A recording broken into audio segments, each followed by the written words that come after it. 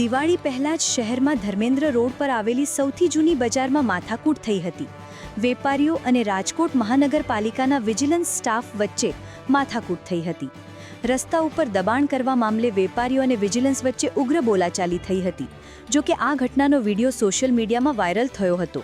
સમગ્ર મામલે ધર્મેન્દ્ર રોડ બજારના વેપારીઓ દ્વારા નિવેદન આપવામાં આવ્યું હતું કે સાતમ આઠમમાં પણ કોર્પોરેશન દ્વારા આ પ્રકારની હેરાનગતિ કરવામાં આવી હતી। હવે આગામી દિવસોમાં દિવાળી આવી રહી છે તે પહેલાં ફરીથી હેરાન કરવામાં આવે છે। અમારો માલ દુકાનની બહાર હોય તો પણ વિજિલન્સ સ્ટાફ દ્વારા તેને કબજે લેવામાં આવે છે। ગઈકાલે પણ આવી જ ઘટના બની હતી। અમારો માલ કબજે લેવામાં આવ્યો હતો।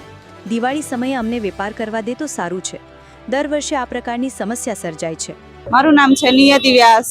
અરે ભાઈ, કાલની જે તકલીફ થઈ છે, કાલનો જે વિડીયો જોયો, કાલ તો જો કે હું હતી નહીં, એ તમે જોયો વિડીયો।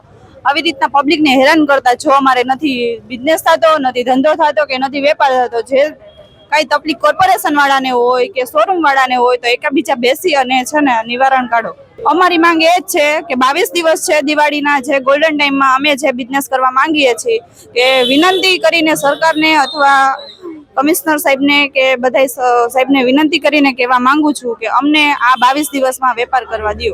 અહીંયા સવારના 10 થી માંડીને રાતના 10 વાગ્યા લગી જે કોર્પોરેશનની ગાડીઓ આવીને જે ડમિયું લઈ જાય છે, જે વસ્તુ લઈ જાય છે, અમે મહેનત કરી અને અમે વસ્તુ લઈ આવી છીએ, અમે એ વેપાર કરી છીએ, મહેનત કરી છીએ, એ વસ્તુ લઈ જાય તો પછી અમારી વાહે વધે શું? મારો માલ ઉપાડી ગયા હતા હમણાં, ના આપી દીધો। મારું નામ શાબાજ। હમણાં થોડાક દી પહેલા મારો માલ ઉપાડી ગયા। હું ઉપર ખાલી ખાવા ગયો ને, ખાવાય નહીં, ખાલી ઓલા મોઢું હાથ ધોવા ગયો એટલી વારમાં તો નીચેથી પૂછા ગાયછા ઉપર ઉપાડીને વયા ગયા। હજી મારો માલ હમણાં પાછો આપ્યો। માલ લઈ ગયા હતા 150 પેન્ટ, અમારી અત્યારે 93 જ આવી હાથમાં। આપણી માંગ એમ છે કે અમારે મ્યુનિસિપાલિટી જોતી જ નથી।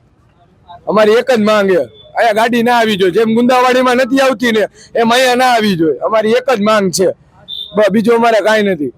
સાંજ સમાચાર ફેસબુક પેજને લાઇક કરો, વિડીયો શેર કરો અને વધુ વિગતવાર સમાચાર માટે sanssamachar.net વિઝિટ કરો।